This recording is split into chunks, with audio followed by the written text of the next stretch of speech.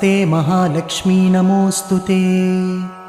नमस्ते गरुडारूढे कोलासुरभयङ्करी सर्वपापहरे देवी महालक्ष्मी नमोऽस्तुते।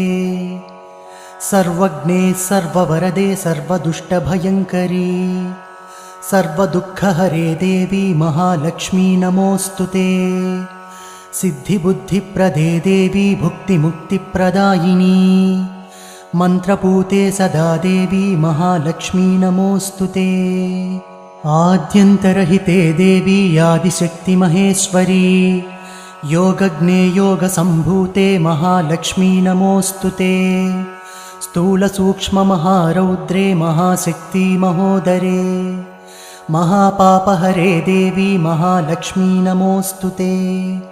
पद्मासनस्थिते देवी परब्रह्मस्वरूपिणी परमेशी जगन्